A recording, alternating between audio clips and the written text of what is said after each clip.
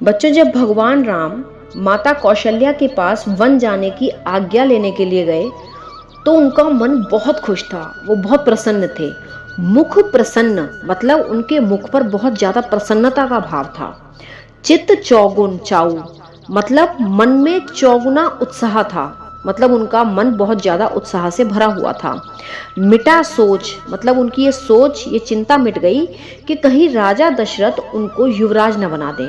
क्योंकि जैसे मान लो कोई ऐसा व्यक्ति हो जो कभी हाथी के पास भी न गया हो और कोई उसके हाथ में एक नया हाथी पकड़ा दे और उसे एक कांटेदार लोहे की जंजीर देकर कहे कि इस हाथी को बांधो, तो बेचारे उस आदमी का टेंशन के मारे कितनी हालत खराब हो जाएगी ना।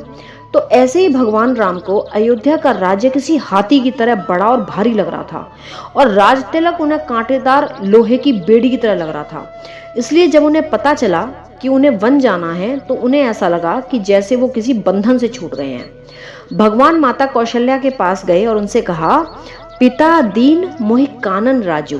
पिता मतलब पिताजी ने, मोहि मतलब मुझे, कानन मतलब जंगल, राजू मतलब राज करने के लिए दिया है। भगवान राम कहते हैं कि हे माता, पिताजी ने मुझे जंगल का राज दिया है। मैं अयोध्या पर नहीं जंगल में राज करूंगा, जहां सब भांति मोर बड़ काजू। जहां सब भांति मतलब सब तरह से, मोर मतलब मेरे, बड़ मतलब बड़े बड़े, काजू मतलब काम, मतलब जहां मेरे सारे बड़े बड़े काम बन जाएंगे। ऐसे काम जो अयोध्या में रहकर नहीं हो सकते थे, जंगल में जाकर हे माता मेरे ऐसे बड़े बड़े के सारे काम बन जाएंगे। माता कौशल्या को इस बारे में पहले से कुछ भी नहीं पता था।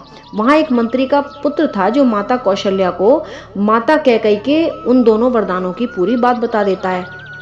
प्रभु राम समझ जाते हैं कि माँ को ये सुनकर बहुत दुख पहुंचेगा, इसलिए वो बहुत कोमल स्वर में माता से कहते हैं कि माँ, आप खुश होकर मुझे वन में जाने की आज्ञा देना, ताकि मेरी ये वन यात्रा बहुत आनंद और मंगल से पूरी हो।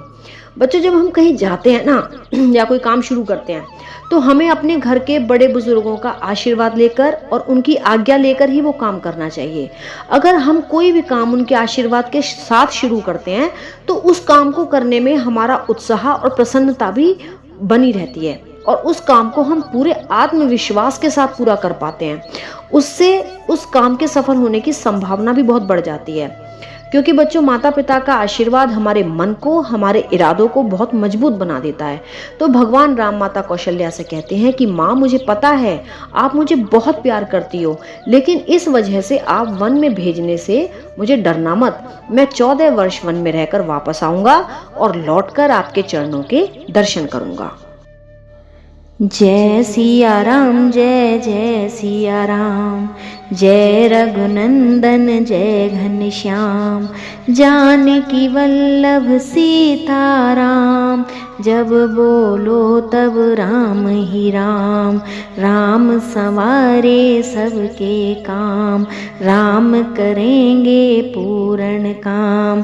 जय सिया राम, जय जय सिया राम, जय सिया राम, जय जय हनुमान।